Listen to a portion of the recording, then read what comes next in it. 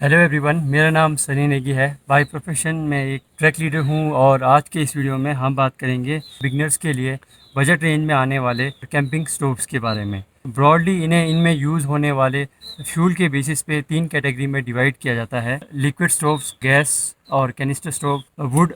आज इस वीडियो में हम इनसे रिलेटेड कुछ पॉजिटिव एंड कुछ नेगेटिव पॉइंट्स को देखेंगे। इन दी एंड मैं आपको बताऊंगा कि कौन सा इन तीनों में से आपके लिए बेस्ट रहेगा। प्रोज एंड कॉन्स को जानने का एक फ़ायदा ये रहता है कि उससे आप एक बेटर परचेज़ कर सकते हो, और कभी आप आउटडोर्स में जाते हैं तो कैंपिंग स्टोव से रिलेटेड आपको किसी भी तरह की दिक्कतों का सामना नहीं करना पड़ेगा। अब बात करते हैं वुड स्टोव्स एंड उससे रिलेटेड कुछ पॉजिटिव पॉइंट्स की। वुड स्टोव जनरली आप फ्री ऑफ कॉस्ट घर पे भी बना सकते हैं, और अगर आपके पास बजट है तो 2-2.5 हज़ार तक के रेंज में आपको अच्छी कंपनी का और अच्छी क्वालिटी का वुड स्टोव ईज़िली मिल जाएगा। और जब आप इसे पैक करते हैं तो ये बहुत ही ज़्यादा कॉम्पैक्ट हो जाता है। इस वजह से ये आपके बैकपैक में स्पेस भी कम गिरता है, और फ्यूल ना होने की वजह से आपके बैकपैक का वेट भी नहीं बढ़ता है। वुड स्टोव के लिए जो फ्यूल है वो आपको हर जगह मिल जाएगा। जहाँ तक ट्री कवर है वहाँ पर तो आपको बहुत सारे ऑप्शन मिल जाएंगे, चाहे छोटी टहनियाँ हो, सूखे पत्ते हो या पाइन कोन्स हो। बट जब आप फॉरेस्ट कवर से थोड़ा सा ऊपर जाते हैं हायर एल्टीट्यूड की तरफ, तो वहाँ पर भी आपको जो सूखी झाड़ियाँ होती है या थोड़े बहुत जो कांटेदार पौधे होते हैं वो आप इसमें इजीली जला सकते हैं।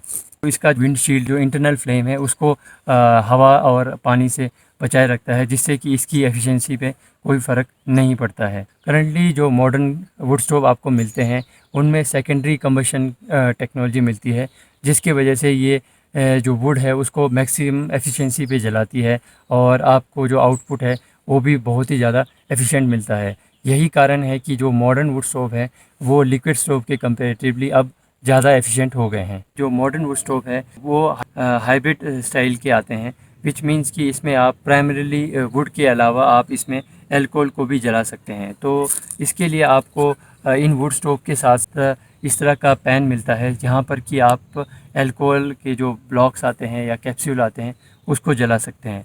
इस वजह से ये हाइब्रिड वुड स्टोव मौसम पर डिपेंड नहीं रहते हैं। तो अगर आप रेनी कंडीशन में जाना चाहते हैं तो भी आप इस वुड स्टोव को इजीली ले जा सकते हैं।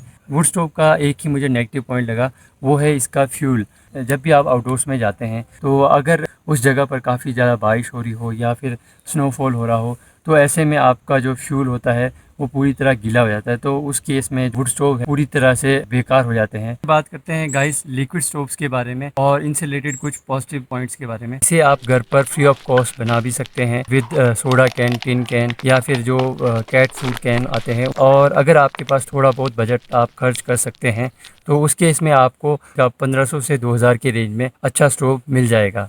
आप इसमें वेरियस टाइप के फ्यूल यूज़ कर सकते हैं। फॉर एग्ज़ाम्पल आप इसमें केरोसिन, गैसोलीन और अल्कोहल और भी 2-3 तरह के इसमें फ्यूल यूज़ कर सकते हैं, जिससे कि ये यूसेज वाइज काफ़ी ज़्यादा वर्सेटाइल हो जाता है। इसमें आपको जो फ्यूल लगता है वो वेदर डिपेंडेंट नहीं होता है। स्पेसिफिकली अगर मैं कहूँ तो विंटर कंडीशन या सब ज़ीरो कंडीशन में भी बहुत अच्छे से वर्क करता है। इसका जो फ्यूल है वो ऑल ओवर वर्ल्ड आपको कहीं पर भी मिल जाएगा। बात करें इसकी रीफिलिंग की तो किसी दूर दराज के गाँव में भी आपको इसका फ्यूल ईज़िली अवेलेबल हो जाएगा। इसमें किसी भी तरह का मैकेनिकल पार्ट नहीं होता है, और अगर आप किसी ब्रांड का लेते हैं तो उसमें भी बहुत कम मैकेनिकल पार्ट्स होते हैं, जिसकी वजह से इन्हें वैसे एक्सपर्ट रिपेयर की ज़रूरत नहीं पड़ती है।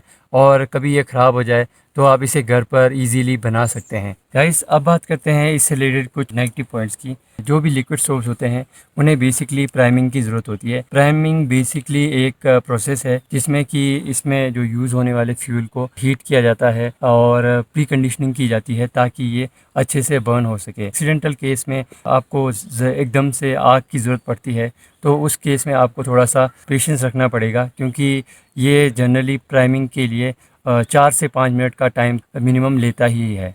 इन स्टोव को यूज़ करते वक्त अगर कहीं गलती से ये गिर जाता है या तेज़ हवाओं के कारण ये गिर जाता है तो उसकी वजह से एक्सीडेंटल फॉरेस्ट फायर का खतरा बना रहता है। इनफैक्ट बॉन फायर के बाद जो एल्कोहल स्टोव्स होते हैं वो मेजर रीज़न होते हैं फॉरेस्ट फायर का। यही कारण है कि कुछ जगहों पर इसे जलाने की परमिशन नहीं मिलती है। इसका फ्यूल है वो बहुत कम एफिशिएंट होता है कंपेयर करें मॉडर्न जो वुड स्टोव होते हैं या फिर जो कैनिस्टर स्टोव्स होते हैं। तो इस वजह से होता ये है कि जितना आप एक्सपेक्ट करके चलते हैं आपको उससे थोड़ा सा ज़्यादा ही फ्यूल कैरी करना पड़ता है। जब भी आप लिक्विड स्टोव को जलाते हैं तो इनसे जो फ्लेम निकलता है वो जनरली काफ़ी ज़्यादा क्लियर होता है, दिन की रोशनी में वो दिखता नहीं है। तो ऐसे वक्त में अगर आप कुकिंग कर रहे हैं तो आपने जब भी इसको रिफ़िल करना है तो उस समय ध्यान रखना है, अदरवाइज़ फ्यूल में आग लग सकती है और आपके जलने का भी खतरा बना रहता है। तो अब बात करते हैं गाइस गैस स्टोव्स एंड इससे रिलेटेड कुछ पॉजिटिव पॉइंट के बारे में। बजट वाइज बात करें तो ये फ्री ऑफ कॉस्ट तो नहीं बन सकता, बट समवेयर अराउंड 700-800 से लेके 2-2,500 तक के रेंज में आपको एक अच्छी कंपनी का गैस स्टोव मिल जाएगा। इसकी बिल्ड क्वालिटी बहुत ही अच्छी है। जनरली ये स्टेनलेस स्टील और एल्यूमिनियम से बनता है, विच मीन्स कि ये काफ़ी ज़्यादा ड्यूरेबल होता है क्योंकि जो इसका मटेरियल है वो जनरली रस्ट प्रूफ होता है, जो कि आउटडोर्स के हिसाब से बेस्ट रहता है। गैस स्टोव्स में यूज़ होने वाला फ्यूल बहुत ही ज़्यादा एफिशिएंट होता है। जनरली बात करूँ तो ये जो कैनिस्टर है इसमें 250 ग्राम इसमें गैस है, तो ये 5 लोगों के लिए 2 दिन का खाना आराम से बना सकता है। इसकी एफिशिएंसी की बात करूँ तो वो थोड़ा सा वेदर पे और आपकी कुकिंग के स्टाइल पे डिपेंड करता है, क्योंकि जनरली जब भी मैं ट्रैकिंग पर जाता हूँ अपने दोस्तों के साथ तो हम लोग दाल चावल सब्जी इस तरह के फूड बनाते हैं जिसमें ज़्यादा फ्यूल लगता है। और अगर इसकी जगह पर आप मैगी या फिर कोई रेडी टू ईट मील ले जाते हैं तो उस केस में ये 3 दिन तक इजीली चल सकता है। इसमें आपको फ्लेम कंट्रोलर नॉच मिल जाता है। सो बेसिकली होता यह है कि आप आउटडोर में किस तरह की कुकिंग करते हैं उसके बेसिस पे फ्लेम कंट्रोलर बहुत ज़्यादा बेनिफिशियल होता है, क्योंकि कुछ फूड ऐसे होते हैं जिनको धीमी आंच से पकाना पड़ता है और कुछ फूड ऐसे होते हैं जिनको काफ़ी ज़्यादा हाई फ्लेम की ज़रूरत पड़ती है। इसका जो वर्किंग मैकेनिज़्म और असेंबलेज बहुत ज़्यादा ईजी टू यूज़ है।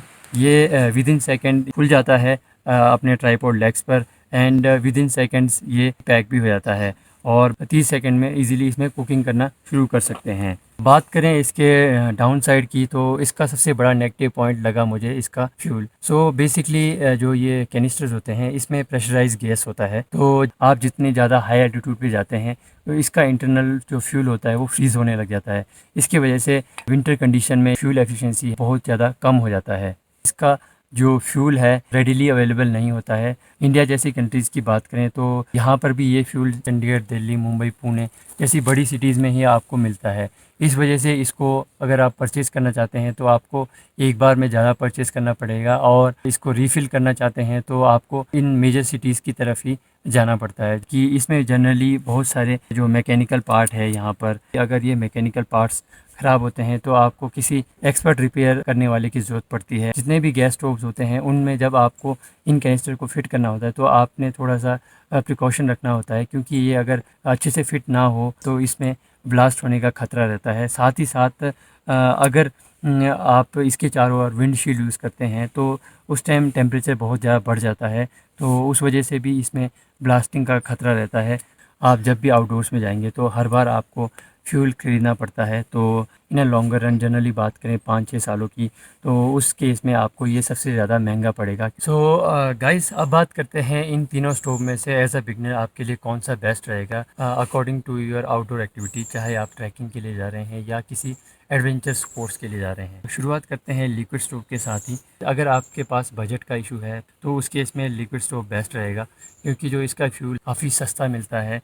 तो 150-200 रुपये में आपको 3-4 दिन के लिए इजीली फ्यूल मिल जाएगा। बात करें वुड स्टोव की तो ये बना है ओकेशनल ट्रैकर्स के लिए, जो कि साल में 1 या 2 बार जाते हैं। ऐसे में आप पहले वेदर देख के निकलिए, और अल्टरनेटिव के लिए आप साथ में थोड़ा बहुत जो अल्कोहल टैबलेट्स कैरी कर सकते हैं कि बाई चांस अगर मौसम ख़राब होता है तो उस केस में ये आपके लिए बेस्ट रहेगा। गैस स्टोव्स बने हैं उन लोगों के लिए जिनको आउटडोर्स के लिए रिलायबल ऑप्शन चाहिए, क्योंकि जब भी हम पहाड़ों और वादियों में आते हैं तो वहाँ पर मौसम का पता नहीं होता है, वहाँ पर कभी भी मौसम ख़राब हो सकता है। बस आपने इस चीज़ का ध्यान रखना है कि जब भी आप बैकपैकिंग के लिए जा रहे हैं तो आपने जो इसका फ्यूल कैनिस्टर है उसे अपने बैकपैक में कपड़ों के बीच में रखना है, सो दैट कि जो गैस कैनिस्टर ठंडा भी ना हो और साथ ही साथ जो अननेसेसरी शेकिंग होती है वो भी ना हो, जिसकी वजह से इसका जो फ्यूल है और उसमें कंडेंसेशन नहीं होगी। सो गाइस, ये था ओवरऑल इन स्टोव्स के बारे में। अगर आपके कोई डाउट रह गए हों,